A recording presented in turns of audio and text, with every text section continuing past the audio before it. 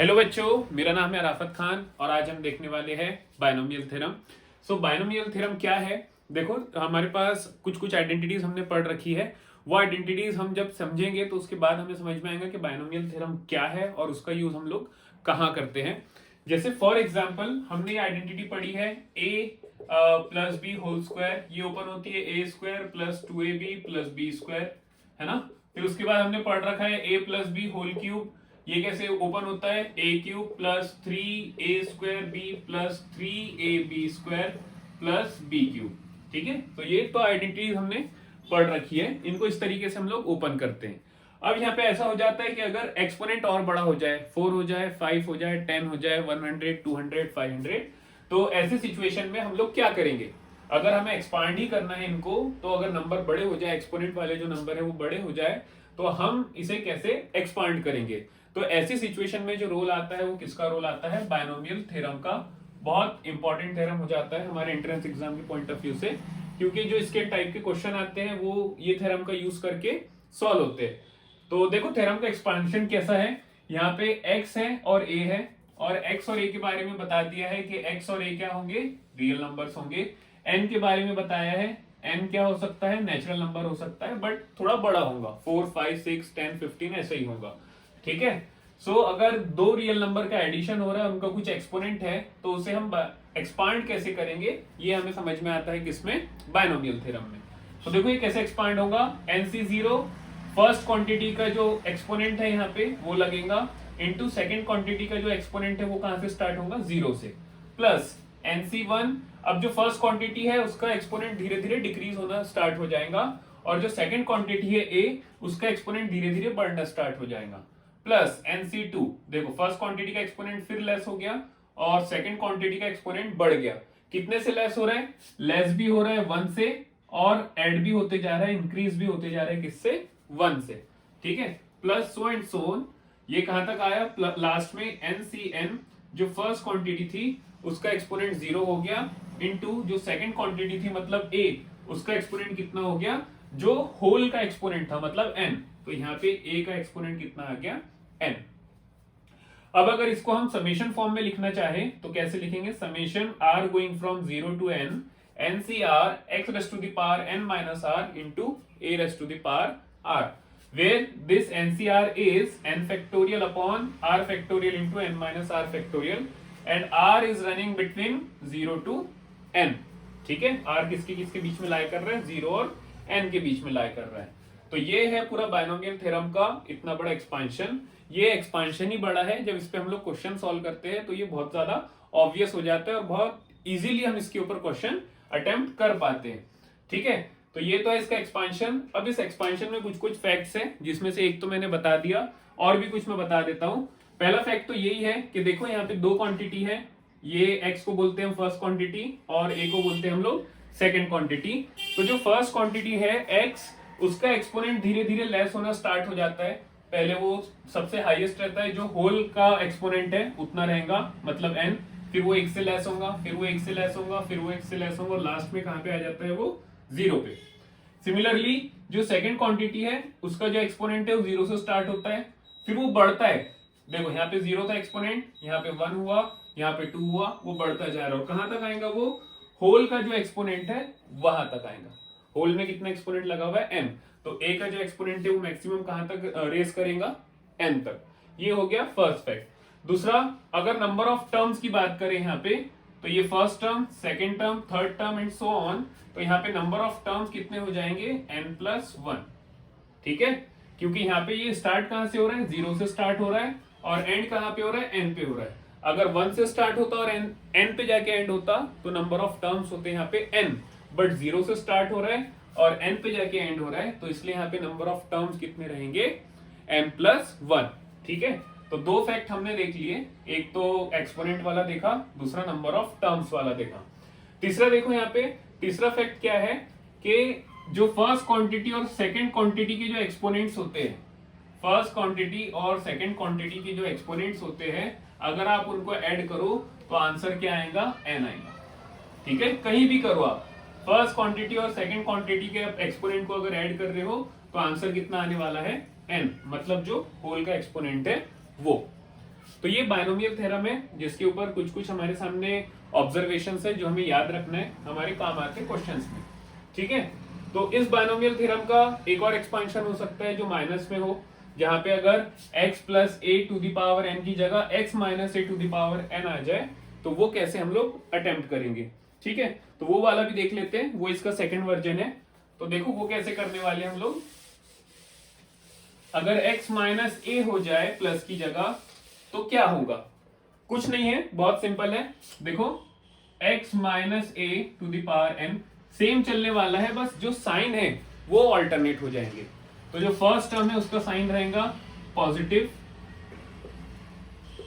x raise to the power n a raise to the power 0 minus nc1 x raise to the power n minus 1 a raise to the power 1 plus nc2 x raise to the power n minus 2 a square minus and so on. ऐसे चल रहे हैं, क्या दिख रहा है यहाँ पे, ऑल्टरनेट साइन चल रहे हैं।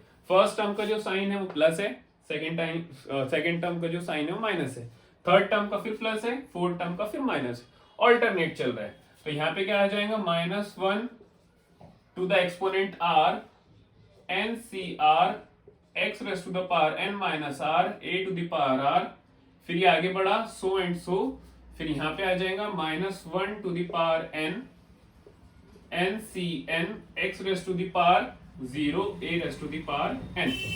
ठीक है, तो कुछ नहीं रहता, सेम एक्सपांशन चलेगा, बस जो साइन है वो अल्टरनेट हो जाएंगे, first term plus then minus then plus then minus then plus then minus and so on.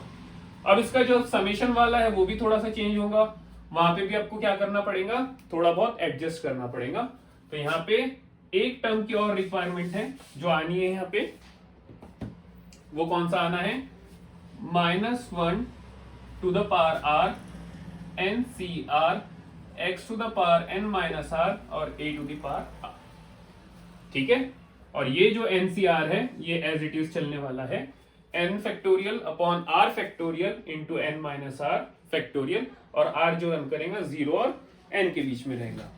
ठीक है, तो ये है x plus A to the power n का एक्सपांशन और x minus A to the power n का expansion. अब इसके ऊपर क्या करते हैं, सबसे पहले हम लोग कुछ क्वेश्चन सॉल्व कर लेते हैं सो दैट हमें क्लैरिटी मिल जाए कि ये दोनों थ्योरम को हम लोग अप्लाई कैसे करेंगे। ठीक है, तो चलो इसके ऊपर हम लोग देखते हैं कुछ क्वेश्चंस। तो चलिए स्टार्ट करते हैं एग्जांपल से। हमने दो बायनोमियल थ्योरम के एक्सपेंशन देखे, एक प्लस के लिए और एक माइनस के लिए। तो वन बाय वन हम एग्जांपल लेंगे और देखेंगे कि प्लस के लिए बायनोमियल थ्योरम को हम कैसे एक्सपांड करेंगे और माइनस के लिए बायनोमियल थ्योरम को हम लोग कैसे एक्सपांड करेंगे। तो चलो इसमें देखो क्या करना है हमें। यहाँ पे सबसे पहले इसको स्टैंडर्ड फॉर्म से कंपेयर करेंगे हम लोग, इस टाइप का स्टैंडर्ड फॉर्म रहता है। तो कंपेयर करने के बाद ये समझ में आता है कि यहाँ पे जो x है वो है √5 और जो a है वो है √3। ठीक है, और अगर एक्सपोनेंट को कंपेयर करें स्टैंडर्ड फॉर्म से तो n जो मिल जाएगा हमें कितना मिल जाएगा, 4। ठीक है, सो हमने इसलिए कंपेयर कर लिया सो दैट अगर हम इसको बायनोमियल थ्योरम से एक्सपांड करें तो हमें वैल्यूज पुट करने के लिए इजी पड़े। अब एक्सपांड करके देखते हैं इसको, √5 plus √3 to the power 4 is equal to, कैसे स्टार्ट करेंगे, nc 0 से होता था तो ये हो जाएगा 4c0। जो फर्स्ट क्वांटिटी है उसका जो एक्सपोनेंट है वो जो होल एक्सपोनेंट है उससे स्टार्ट होता है तो ये हो गया 4, और जो सेकंड क्वांटिटी है उसका जो एक्सपोनेंट है वो कहां से स्टार्ट होता है, 0 से, प्लस अब यहाँ पे मिडिल में कौन सा साइन है, प्लस है, तो सारे जो साइन रहेंगे हर टर्म के बीच में वो क्या रहने वाले हैं, प्लस रहने वाले। तो यहाँ पे लिखा हमने प्लस। अब 4c1 पहले ये स्टार्ट होता है 0 से, फिर धीरे धीरे धीरे धीरे जो है वो एक एक से बढ़ते जाता है। 4c1 हो गया, जो फर्स्ट क्वांटिटी है उसका जो एक्सपोनेंट है अब 4 से एक लेस हो जाएगा मतलब 3, इंटू जो सेकंड क्वांटिटी है उसका एक्सपोनेंट एक एक से बढ़ता जाएगा, तो अभी 0 था अब हो जाएगा वो 1।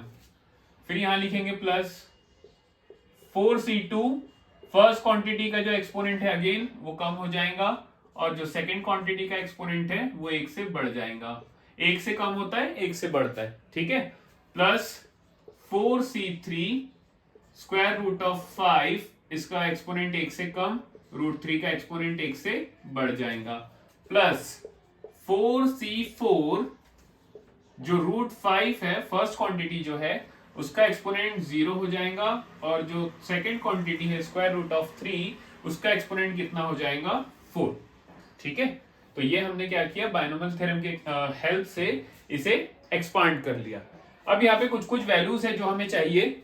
देखो वैल्यूज कौन कौन सी है, हमें चाहिए 4c0, 4c1, 4c2, 4c3 और 4c4। ये वैल्यूज हमें चाहिए, क्योंकि ये तो बहुत बेसिक चीज है कि स्क्वायर रूट ऑफ 5 का अगर फोर्थ एक्सपोनेंट ले रहे तो कैसे ओपन करेंगे, और उसका अगर स्क्वायर रूट ऑफ 5 का अगर हम थर्ड एक्सपोनेंट ले रहे तो उसे कैसे ओपन करेंगे, वो तो हम लोग कर लेंगे।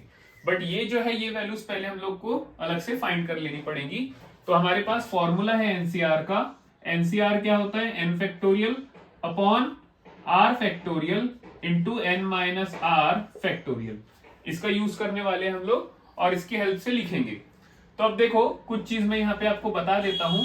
जो 4c0 ठीक है मतलब nc0, और जो 4c4 मतलब ncn, ये दोनों की जो वैल्यू आती है सेम आती है। कितनी आती है ये 1।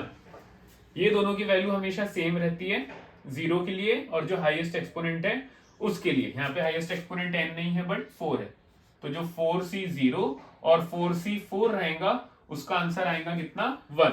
ये फॉर्मूले में पुट करके आप क्रॉस चेक भी कर सकते हो। उसके बाद देखो 4c1, इसकी वैल्यू कितनी आएगी, 4c1 की वैल्यू रहेंगी किसके इक्वल, 4c3 के इक्वल। और ये कितनी आने वाली है, इसको अगर हम पुट करके देखें यहाँ पे देखो तो ये हो जाएगा 4 फैक्टोरियल अपॉन, यहाँ पे n की जगह कितना रखा हमने 4 factorial right, upon 1 factorial into 4 minus 1 factorial. तो ये कितना हो गया 4 फैक्टोरियल, तो लिख सकते हैं इसको 4 इंटू 3 फैक्टोरियल, और 4 माइनस 1 मतलब 3 फैक्टोरियल। तो ये कैंसिल हो गया, यहाँ पे कितना आया 4। ठीक है, तो इसका आंसर आ गया 4। अब इसके बाद हमने कौन कौन सी वैल्यू फाइंड कर ली, 4c0, 4c4, 4c1 और 4c3, ये वैल्यूज फाइंड कर ली। अब बचा क्या हमारे पास, अब बचा हमारे पास 4c2। तो 4c2 की वैल्यू हम लोग फाइंड कर लेंगे अगेन इस फॉर्मूले से। 4c2 इज इक्वल टू क्या हो जाएगा, ये 4 factorial upon 2 factorial into 4 minus 2 factorial. ठीक है, तो ये 4 factorial can be written as 4 into 3 into 2 factorial upon 2 factorial into 2 factorial. तो ये कैंसिल हो गया, 2 फैक्टोरियल होता है 2, तो ये 2 1 2, 2 2 4, तो ये कितना आ गया 6। ठीक है, तो 4c2 कितना आया 6 आया। तो यहाँ पे 4c2 की भी वैल्यू लिख देंगे, 4c2 इज 6। तो ये सारी वैल्यूज हमने यहाँ पे लिख ली है। 4c0, 4c4 ये 1 है, 4c1 और 4c3 ये 4 है, और 4c2 कितना है 6 है। अब ये वैल्यूज फाइंड कर लेने के बाद हम क्या करेंगे, वैल्यूज को यहाँ पे रख देंगे और इसको जस्ट सिंप्लीफाई करेंगे। ठीक है, तो वैल्यूज हमने लिख ली है। तो मैं क्या करता हूं, वैल्यूज को एक साइड में लिख लेता हूं सो दैट हमारा जो यूज है उसका वो हम प्रॉपर कर पाए। तो 4c0, 4c4 ये कितना है 1 है, उसके बाद 4c1 और 4c3 ये कितना है 4 है, और 4c2 ये कितना है 6 है। तो ये वैल्यूज मैंने यहाँ पे लिख ली। अब क्या करना है, हमें जस्ट वैल्यूज पुट करनी है सारी एक्सपांशन में और उसे सिंप्लीफाई करना है। अब देखो कुछ कुछ स्टेप हम लोग डायरेक्ट करेंगे। तो 4c0 ये तो हो गया 1 इंटू स्क्वायर रूट ऑफ 5 का फोर्थ एक्सपोनेंट। तो स्क्वायर रूट ऑफ 5 का फोर्थ एक्सपोनेंट, इसका क्या मतलब होगा, स्क्वायर रूट ऑफ 5 को कितने बार लिखना है आपको 4 टाइम्स। ठीक है, तो ये हो गया, ये तो हो गया भाई 5 और ये हो गया 5, तो टोटल कितना आ गया 5 इंटू 5 मतलब 25। और एक्सपोनेंट अगर 0 है नंबर का, नॉन जीरो नंबर का, तो उसका भी आंसर कितना आता है 1। तो 25 इंटू 1 प्लस 4c1 कितना है हमारे पास 4 है, तो उसकी जगह उसकी वैल्यू रख दिया, इंटू स्क्वायर रूट ऑफ 5 का क्यूब मतलब 3 टाइम्स स्क्वायर रूट ऑफ 5 जाएगा ऐसे। ठीक है, तो ये तो हो गया 5, तो इसको लिखेंगे 5 और साथ में क्या आएगा रूट 5, और स्क्वायर रूट ऑफ 3 का जो एक्सपोनेंट 1 है वो as it is, plus 4c2 कितना था 6 था, इंटू स्क्वायर रूट ऑफ 5, हाँ ये तो हो गया 5, स्क्वायर रूट ऑफ 3 ये हो गया 3, प्लस 4c3 कितना निकाले थे हमने, 4c3 निकाला था 4, तो उसकी जगह उसकी वैल्यू पुट कर दी, square root of 5 as it is, और ये हो जाएगा bracket 3√3, okay, plus 4c4, 4c4 कितना है, 4c4 1 है, तो 1 इंटू स्क्वायर रूट ऑफ 5 का एक्सपोनेंट 0 है, तो ये 1 हो जाएगा, इंटू स्क्वायर रूट ऑफ 3 का एक्सपोनेंट कितना है, 4 है, तो square root of 3 4 times multiply हो रहा है, सो एक बार करेंगे 3 3 जा 9, ठीक है, तो ये हो गया 25, ये हो गया 20√5 प्लस 20√5, एक चीज यहां पे छूट गई, इंटू √3 प्लस 6 5 जा 30 90, ठीक है, प्लस 4 3 जा 12, √5 इंटू √3 प्लस 9 1 जा 9। अब ये वैल्यूज को क्या करना है हमने, ये वैल्यूज को जस्ट ऐड कर लो, तो जो इंटीजर्स है उनको ऐड कर लो पहले, तो 90 प्लस 10 100 10 110 115 115 प्लस 9, तो ये हो गया 124।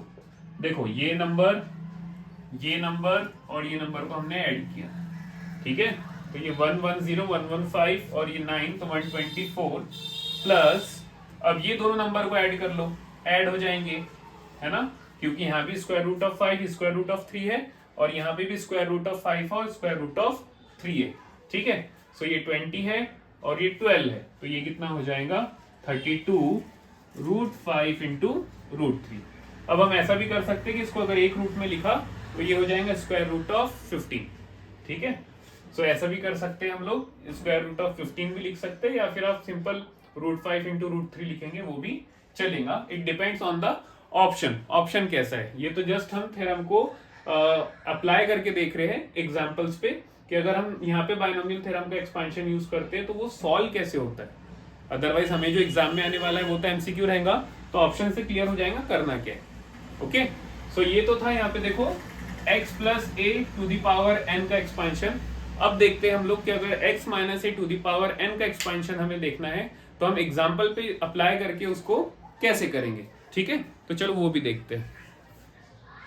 तो चलो सेकंड एग्जांपल से स्टार्ट करते हैं, क्या बोल रहे हैं देखो, एक्सपांड √2 - 1 टू द पावर 5, इसको एक्सपांड करना है, तो हम देख रहे हैं इसको कि ये जो दिख रहा है ये बायनोमियल थ्योरम का जो सेकंड वाला एक्सपेंशन था उसके जैसे दिख रहा है, x minus A to the power n। अब ये दोनों को हम लोग कंपेयर करें तो x मिल जाता है √2, a मिल जाता है 1 और n मिल जाता है 5। तो यहाँ पे देखो इसको हम लोगों को एक्सपांड करना है सेकंड वाले एक्सपांशन से, तो ये कैसे एक्सपांड होगा, हमें पता है जब बीच में नेगेटिव साइन रहे तो जब एक्सपांड करते हैं हम लोग तो ऑल्टरनेट साइन के साथ वो ओपन होता है, फर्स्ट टर्म प्लस में रहेगा, देन माइनस आएगा सेकंड टर्म से पहले, फिर थर्ड टर्म के पहले प्लस, then minus and so on, इस तरीके से वो चलता है।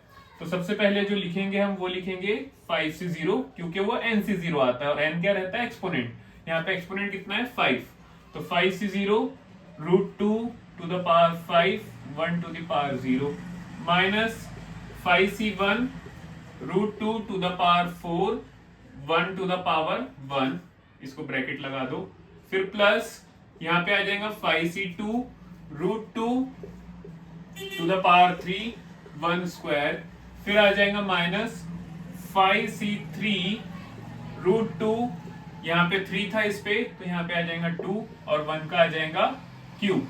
तो देखो अब सेकेंड टर्म यहाँ पे 1 है ना, तो वो अगर नहीं भी लिखा अपने एक्सपेंशन में तो चलेगा, ठीक है, बट यहाँ पे हमने अभी जस्ट स्टार्ट किया है टॉपिक, तो आप अगर पूरा डिटेल में समझोगे तो अच्छे से आपको क्लैरिटी मिलेगी, ठीक है।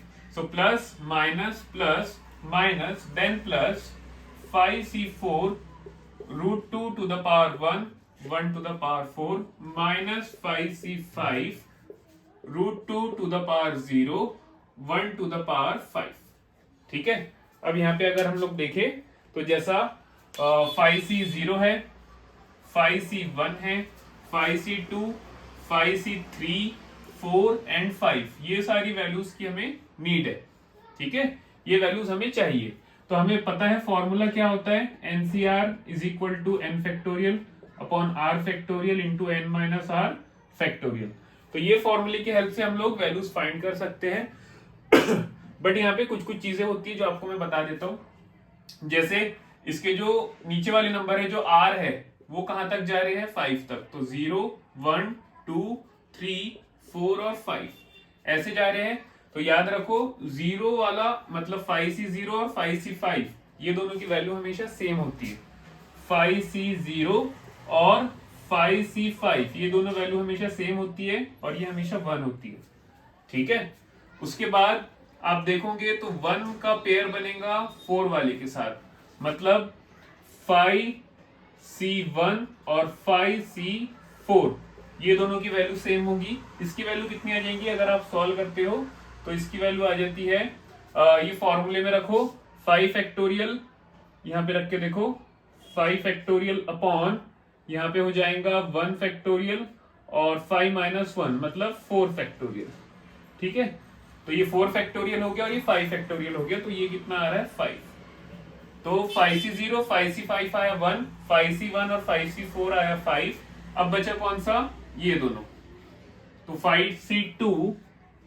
5C2 और 5C3 इनकी वैल्यू भी सेम आएंगी और ये कितनी आएंगी 10। इसको भी आप सेम इसी फॉर्मूले से सॉल्व कर सकते हो। कहीं भी अगर आपको ऐसा लगे ना कि आप ये वैल्यू फाइंड नहीं कर पा रहे हो, डायरेक्ट या रिकॉल नहीं कर पा रहे हो ये पैटर्न यूज करके, तो आप क्या कर सकते हो, ये फॉर्मूले की हेल्प से वैल्यूज फाइंड कर सकते हो। तो सारी वैल्यूज हमारे सामने है।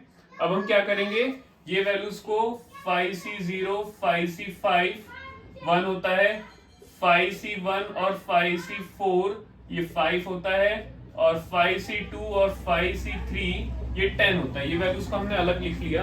अब यहां से इसे हटा देते हैं सो दैट हम जो आगे का कैलकुलेशन है वो कर पाए। ठीक है,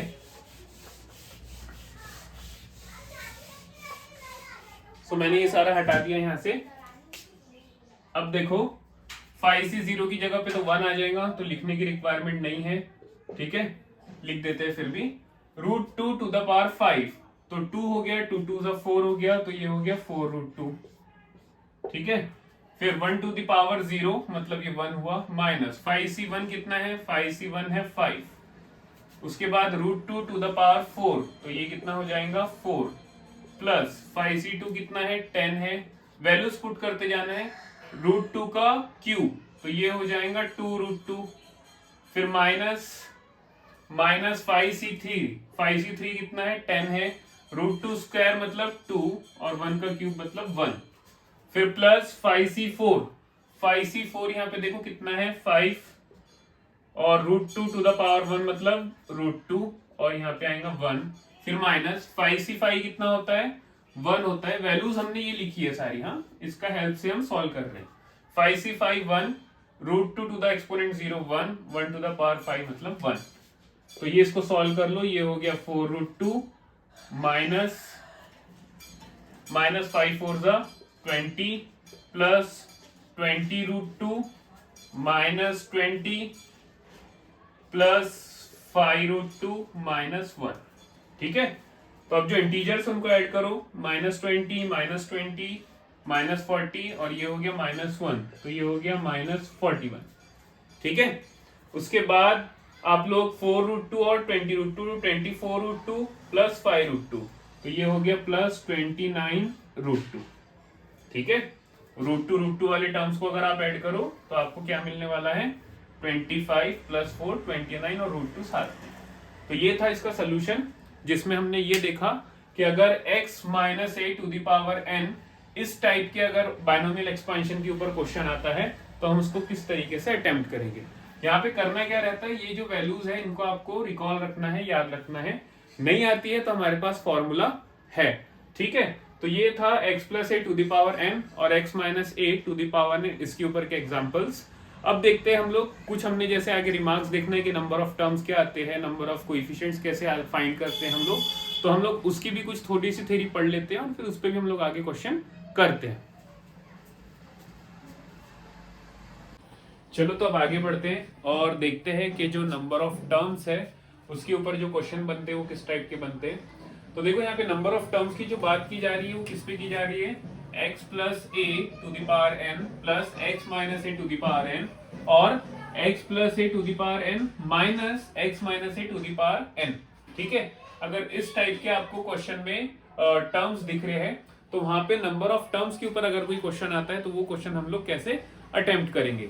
ठीक है, तो अगर इस टाइप का या फिर इस टाइप का आपको टर्म दिखे और पूछा जाए कि उसमें आपको कितने नंबर ऑफ टर्म्स होते हैं तो आप उसका आंसर कैसे करोगे।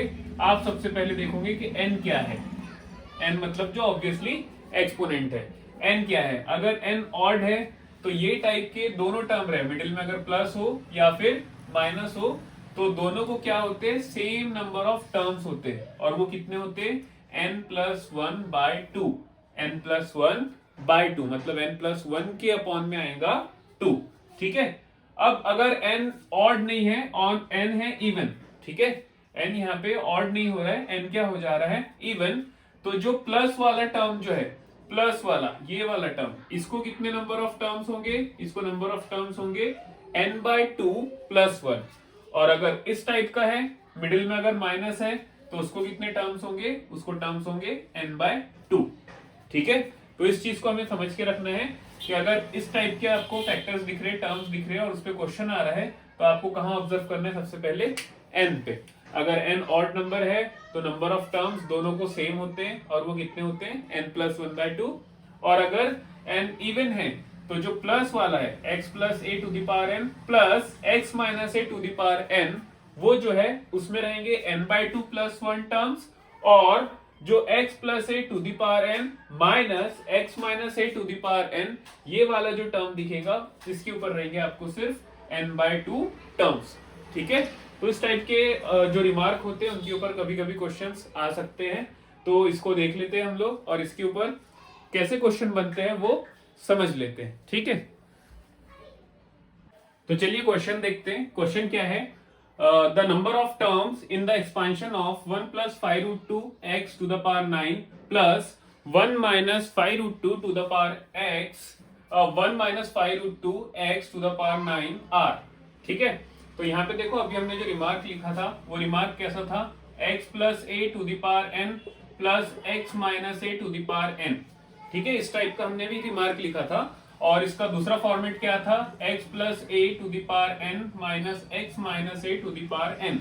ये दो फॉर्मेट के ऊपर अभी हमने देखा रिमार्क में कि नंबर ऑफ टर्म्स कितने होते हैं। तो सेकंड वाला फॉर्मेट तो यहाँ नहीं लग रहा है, फर्स्ट वाला लग जाएगा। तो नंबर ऑफ टर्म्स बताने के लिए हमने देखा था कि हमें सबसे पहले किसको ऑब्जर्व करना है, n को। n क्या है, n ऑड है या n इवन है। अगर n ऑड है, n क्या है, ऑड है, तो नंबर ऑफ टर्म्स क्या हो जाते हैं, n plus one by to. ठीक है, इतने नंबर ऑफ टर्म्स उसके पास होते हैं। ये जो एक्सपांशन है, ये जो एक्सप्रेशन है, इसमें इतने नंबर ऑफ टर्म्स होंगे। तो अब यहाँ पे हमारे केस में क्या हो रहा है, n 9 है, हमारे केस में n कितना है, 9, और 9 क्या है, ऑड नंबर। तो नंबर ऑफ टर्म्स कितने हो जाएंगे, 9 plus one by two is equal to 10 by two is equal to 5। तो कौन सा ऑप्शन करेक्ट हो जाएगा, ऑप्शन सी। ठीक है, तो ऐसे छोटे छोटे रिमार्क का यूज करके हम क्वेश्चंस को अटेम्प्ट कर सकते हैं। ठीक है, सो ये था नंबर ऑफ टर्म्स के ऊपर। अब हम लोग देख लेते हैं कि जो कोएफिशिएंट्स वाला जो टॉपिक होता है कि भाई कोई पर्टिकुलर टर्म का कोएफिशिएंट क्या होगा, वो वाला टॉपिक हम लोग एक बार डिस्कस कर लेते हैं।